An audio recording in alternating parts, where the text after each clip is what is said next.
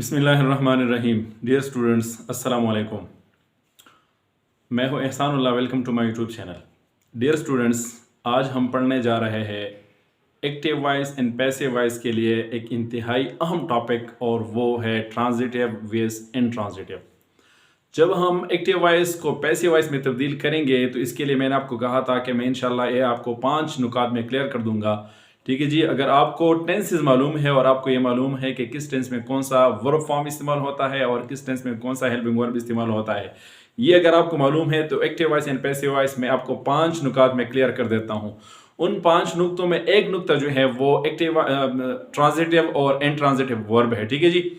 तो वो नुक्ते 5 के 5 में अलग लेक्चर में डिस्कस कर दूंगा, लेकिन इसमें ट्रांजिटिव और इंट्रांजिटिव जो है ये थोड़ा सा हॉट टॉपिक है, थोड़ा सा मुश्किल है।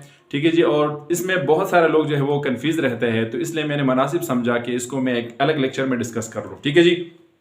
तो आइए शुरू करते हैं। Transitive V S intransitive. ठीक है जी। अब हमारे पास जो है ट्रांजिटिव और इसके मुकाबले में इंट्रांजिटिव वर्ब है। ठीक है जी।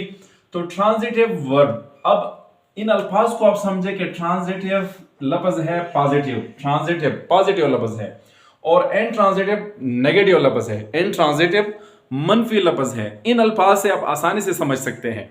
ठीक है जी।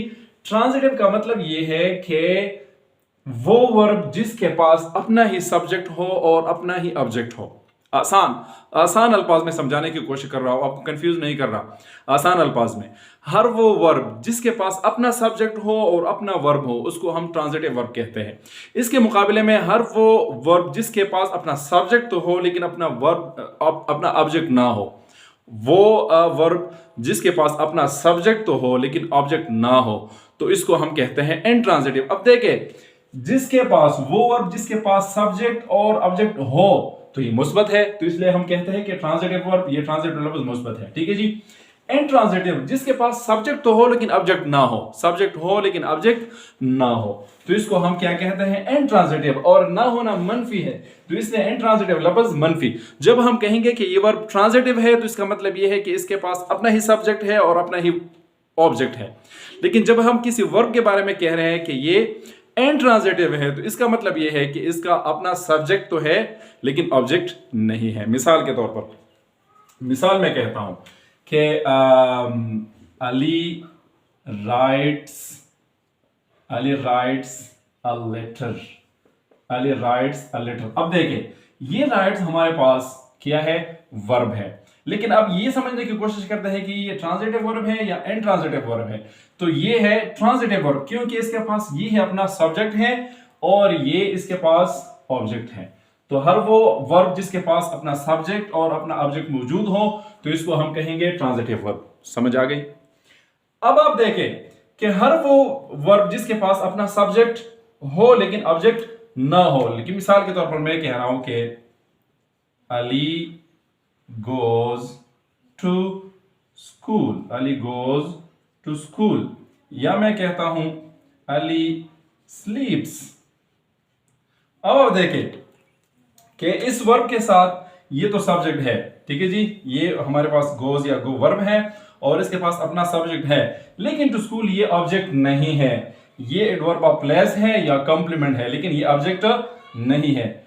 दूसरा, अली स्लीप्स, अली सोता है, तो अली सब्जेक्ट है, स्लीप वर्ब है, लेकिन ये वर्ब जो है इस वर्ब के पास अपना सब्जेक्ट मौजूद है लेकिन अपना ऑब्जेक्ट मौजूद नहीं है। यहां देखिए गोज, इसके पास ये अपना सब्जेक्ट है लेकिन ये ऑब्जेक्ट नहीं है, ये ऑब्जेक्ट नहीं है, ये कॉम्प्लीमेंट है या एडवर्ब ऑफ प्लेस है। ठीक है जी। हमें किसी एक्शन का मुकाम, जगह जो है वो बता रहा है। तो इस सेंटेंस में गो और इसमें स्लीप, ये जो है क्या है? ये इंट्रांजिटिव वर्ब्स है क्योंकि इनके पास ऑब्जेक्ट नहीं है। तो खुलासा ये हो गया कि इंट्रांजिटिव वर्ब वो होगा जिसके पास अपना सब्जेक्ट हो और अपना ऑब्जेक्ट हो। इंट्रांजिटिव वर्ब वो है जिसके पास अपना सब्जेक्ट तो हो लेकिन ऑब्जेक्ट ना हो। अब ये मेरे ख्याल में क्लियर हो चुका होगा। अब एक अहम पॉइंट जो है, एक अहम नुक्ता जो है वो आपके सामने रख रहा हूं। आप अपने ख्यालात जो है वो हाजिर कीजिए, माइंड दिमाग जो है हाजिर कीजिए ताकि आप कंफ्यूज ना हो जाए। ठीक है जी। एक अहम, इंतहाई अहम चीज, यहां पे लोग कंफ्यूज होते हैं। ठीक है जी। मैं कह रहा हूं कि ये जो अल्फाज है, ठीक है जी, lie, stay, go, come, run, sleep, walk, give, sit, stand, laugh, cry, ये जो हमारे पास वर्ब्स है, ये मैं स्टूडेंट्स को कहता हूं कि ये पैदाइशी तौर पर इंट्रांजिटिव वर्ब्स है। ये वर्ब्स, इनके पास हम जो भी कर ले, जो कुछ भी हम कर ले, इसके साथ हम ऑब्जेक्ट नहीं लगा सकते, चाहे कुछ भी हो जाए। इन अल्फाज के साथ जो है सब्जेक्ट इस्तेमाल नहीं होता है। अगर इसके साथ हम कोई लफ्ज इस्तेमाल कर ले तो इसमें स्टूडेंट कंफ्यूज होते हैं कि ये ऑब्जेक्ट है, लेकिन ये ऑब्जेक्ट नहीं होता है, या कंप्लीमेंट होता है, या एडवर्ब ऑफ टाइम होता है, या एडवर्ब ऑफ प्लेस होता है। लेकिन इन अल्फाज के साथ, इन वर्ब्स के साथ बिल्कुल कतअन इन अल्फाज के साथ ऑब्जेक्ट नहीं इस्तेमाल होता है। ये याद रखें, ये लेस आप याद रखें, इन वर्ब्स के साथ ऑब्जेक्ट बिल्कुल भी इस्तेमाल नहीं होता है। लेकिन एक अहम नुक्ता जो मैं दे रहा हूं वो ये है कि एक वर्ब जो है ये हमारे पास बैक वक्त ट्रांजिटिव भी हो सकता है और इंट्रांजिटिव भी, ठीक है जी। लेकिन ये जो है, ये वर्ब जो है, ये सिर्फ और सिर्फ हमारे पास इंट्रांजिटिव है, ये किसी भी सूरत में ट्रांजिटिव नहीं हो सकते। लेकिन इसके अलावा बहुत सारे ऐसे वर्ब्स हमारे पास है जो जुमले में या तो ट्रांजिटिव होगा या इंट्रांजिटिव होगा इस्तेमाल की बुनियाद पे। कैसे? वो इस तरह कि अगर किसी वर्ब के पास सब्जेक्ट और ऑब्जेक्ट मौजूद हो तो ट्रांजिटिव, अगर एक वर्ब जो है वो एक जुमले में ट्रांजिटिव है लेकिन एक दूसरे जुमले में वो इस्तेमाल हो गया है और वहां पे उनके पास ऑब्जेक्ट नहीं है, तो उसी वर्ब को उसी जुमले में हम इंट्रांजिटिव कहेंगे। अब इसका क्या मतलब हो गया? अब ये है वर्ब देखे अली राइट्स अ लेटर।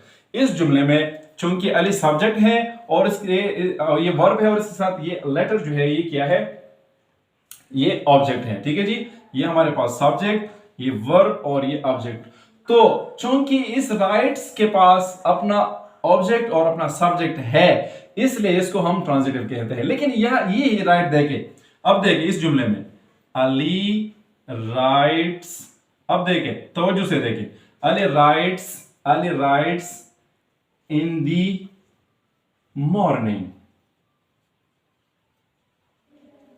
ठीक है जी। अब देखे, गौर से देखे, Ali rights, Ali subject, rights verb, और इन द मॉर्निंग जो है ये एडवर्ब ऑफ टाइम है। अब देखे इस जुमले में ये राइट जो है ये हमारे पास इंट्रांजिटिव है। अब जो मैं कह रहा था कि आप कंफ्यूज हो जाएंगे और कंफ्यूज नहीं होना है, तो वो ये है, ठीक है जी। यहां पे ये राइट जो है हमारे पास क्या हो गया? ये हमारे पास ट्रांजिटिव वर्ब है क्योंकि ये इनके पास सब्जेक्ट है और ये ऑब्जेक्ट है।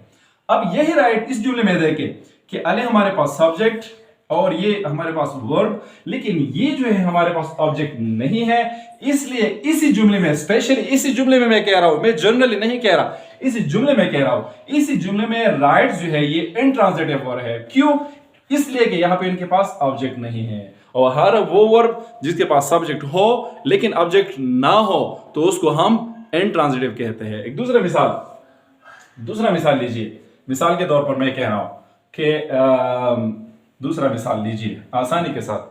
मैं कह रहा हूं कि वी प्ले क्रिकेट। अब देखिए, वी हमारे पास सब्जेक्ट, वर्ब और ऑब्जेक्ट, ठीक है जी। ये सब्जेक्ट, वर्ब और ऑब्जेक्ट, ठीक है जी। अब एक दूसरा जुमला देखिए, वी प्ले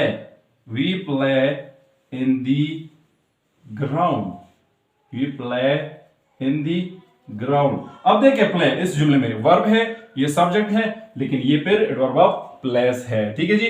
तो इसी जुमले में प्ले हमारे पास ट्रांजिटिव वर्ब है, लेकिन इसी जुमले में प्ले हमारे पास इंट्रांजिटिव वर्ब है। ये नुक्ता है, मैं आपको समझाने की कोशिश कर रहा हूं कि अगर किसी वर्ब के पास अपना सब्जेक्ट हो और अपना ऑब्जेक्ट हो, ठीक है जी, तो उसी जुमले में उसी वर्ब को हम ट्रांजिटिव कहेंगे।